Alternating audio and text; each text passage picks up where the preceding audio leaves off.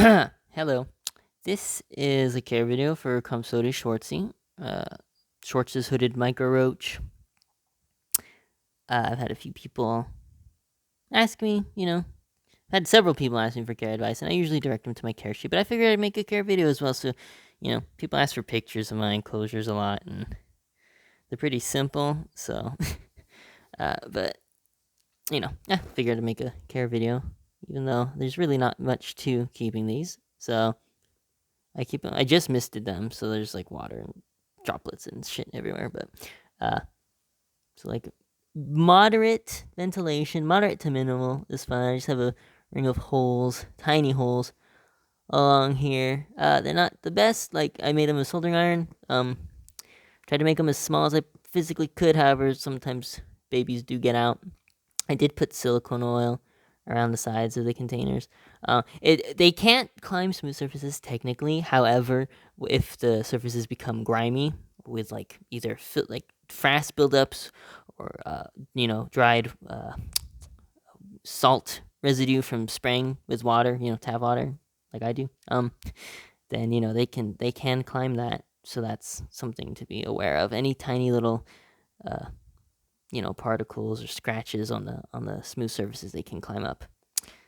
And the lid, I just gave them a new lid actually, with literal just pinhole ventilation. They can't get out of this, but they can get out of the side holes, and I can't be bothered to fix that problem, especially since it's not really an issue.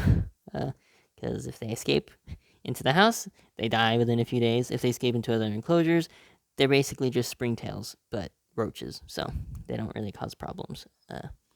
But so I use bark, little bark pieces, and corrugated cardboard are my favorite hides. Corrugated cardboard especially provides a ton of surface area for these, and these are tiny. I'm talking tiny roaches.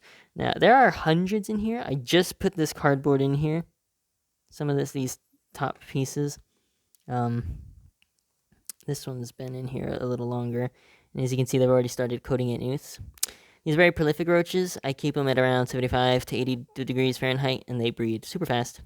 Mature within, I would say, 3 months, and females produce large quantities of oots. Oots only hold about, I would say, half a dozen eggs each, but they lay like a couple oots a week, if not more. Females, it's an adult female, max out at about like 6-7 millimeters. Males are a little bit longer if you count the wings. Males are winged, females are wingless. Some males come out with brachypterous wings. It's like this guy. He's got short wings. They don't even completely cover the abdomen. And then others, like these, are fully winged. So, not really sure what's up with that. Just a variable little thing. These babies here, this camera is pretty good on this phone. These babies are about 1 millimeter long, if not shorter. They are absolutely tiny. Look, here's my finger compared to the babies. Since nymphs can't climb smooth, clean surfaces, and these are not burrowers, they hide under debris and stuff, but they do not burrow. They are actually really, really good, and you see how prolific they are. They're really good feeders, micro feeders. I would consider them great for like slings, dart frogs, especially. Things like that. Think tiny predators. Mantis slings too. Use them for metallotychus. I just did maintenance on these, so like they are all scared. They're all in the lower layers of the bark and stuff. But usually, if you flip this bark, you flip these, pieces of cardboard and bark and stuff, and there's just absolutely tons of them. See if maybe there's more hiding under here that I can show off. This colony looks empty from this video, but I swear to God, there's like thousands. There's probably thousands of them, yeah.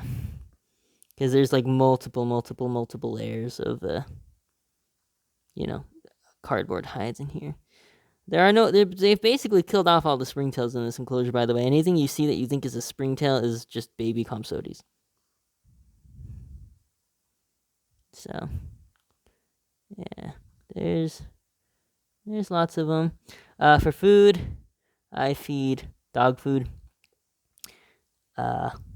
They'll nibble at fruits and veggies, but really they just seem to like grain and protein the most. So I literally just feed them dog food. I don't usually bother with fruits, except on special occasions, if I'm feeling generous, you know.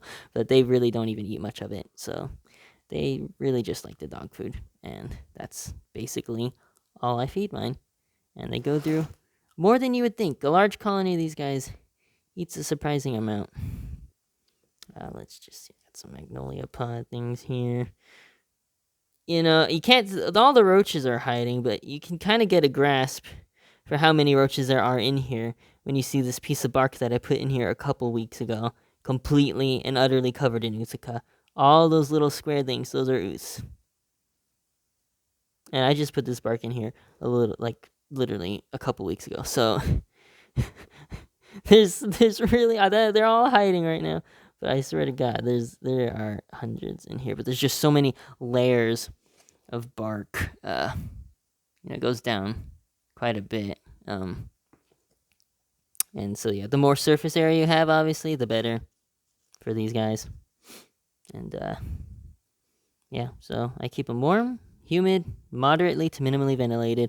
Dog food, staple diet, fruits and veggies on occasion.